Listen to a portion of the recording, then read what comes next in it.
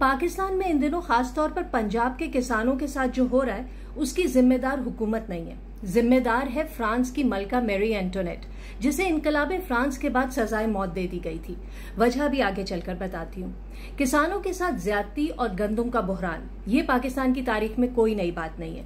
हमारे यहाँ गंदुम का पहला बहरान पैदा हुआ 1952-53 में।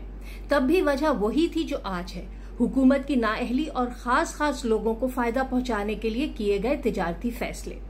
1953 में मुल्क भर में गंदुम इतनी नायाब हो गई थी कि लोग मकई और बाजरा खाने पर मजबूर हो गए थे। हुकूमत ने 25 अफराद से ज्यादा की दावत पर पाबंदी लगा दी थी और ग़िज़ाई किल्लत इस हद तक बढ़ गई थी कि दूर दराज के इलाकों में लोगों ने दरख्तों की जड़ें और घास फूस उबालकर पेट भरना शुरू कर दिया। तब भी हुकूमत ने बहरान से निपटने के लिए जो इकदाम किए वो बिल्कुल आज की तरह सतही और सियासी नुमाइश के लिए थे।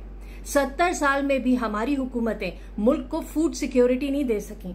ये वो मुल्क है जहां के 35% लोगों को फूड इनसिक्योरिटी का सामना है, यानी हर 3 में से 1 शख्स पेट भरकर खाना नहीं खा पाता कि पता नहीं अगले वक्त मिले ना मिले। फिर भी कोई हुकूमत अब तक ढंग से गंदुम की पॉलिसी नहीं बना सकी। उनका इंटरेस्ट ही नहीं है। उन्हें तो सिर्फ इससे मतलब है कि करेंसी और पेट्रोल की तरह गंदुम और चीनी जैसी बुनियादी चीजों से खास लोगों को या फिर अपने प्रॉक्सीज को फायदा कैसे पहुंचाना है। निगरान हुकूमत को पता था कि गंदुम की बम्पर फसल होने वाली है। गोदामों में भी 46 लाख टन गंदुम मौजूद थी। फिर भी निगरान हुकूमत ने पिछले साल अक्टूबर में प्राइवेट सेक्टर को यूक्रेन से 34 लाख टन गंदुम इंपोर्ट करने की खुली छूट दे दी। प्राइवेट सेक्टर तो आपको पता है ना, इन्हीं सियासतदानों और सीनियर ब्यूरोक्रेट्स के जान पहचान वाले लोग होते हैं। तो निजी शोबे ने $1 अरब की गंदुम इंपोर्ट की और 85 अरब रुपए का मुनाफा कई जेबों में गया।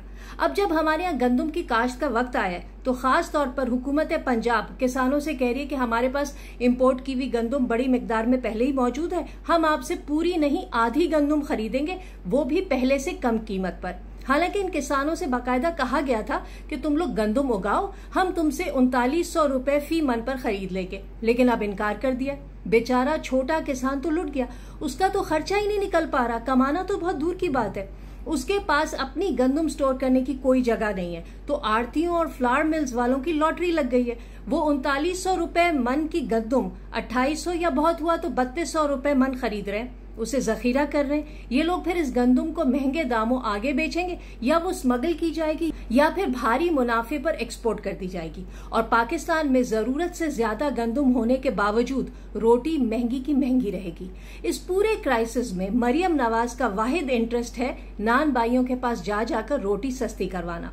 मुनाफाखोरों की वजह से अब आटा तो सस्ता नहीं हो रहा, तो मरियम नवाज ने PR स्टंट के तौर पर अरबों रुपए की सस्ती रोटी स्कीम शुरू की है। 2008 में भी ऐसी ही सस्ती रोटी स्कीम के लिए महकमा खुराक ने कमर्शियल बैंकों से अरबों रुपए का कर्ज लिया जो कभी वापस नहीं किया। वो करप्शन की एक अलग दास्तान है। वैसे भी अगर मरियम नवाज की हुकूमत के पास सस्ती रोटी सब्सिडाइज करने के लिए अरबों रुपए हैं या फिर किसान पैकेज के लिए 400 अरब हैं, तो इन्हीं पैसों से किसानों की गंदम क्यों नहीं खरीदी जा सकती और इजाफी गंदम है तो उसको एक्सपोर्ट कर दिया जाए। लेकिन इसमें कोई सियासी वावा जो नहीं होगी। वैसे कसूर उनका भी नहीं है, उन्होंने तारीख से यही सीखा है। 1953 में गंदुम बहरान से निपटने के लिए हुकूमत को ये ब्रेन वेव आई थी कि मुल्क में बेकरी सिस्टम लाया जाए, बेकरियों को राशन कार्ड पर आटा दिया जाए और फिर वो आगे लोगों को पकी पकाई रोटी फराहम करें। वो हो नहीं सका, लेकिन उससे मलका फ्रांस मैरी एंटोनेट वाली जहनियत जाहिर होती है कि रोटी नहीं मिल रही तो डबल रोटी खा लो।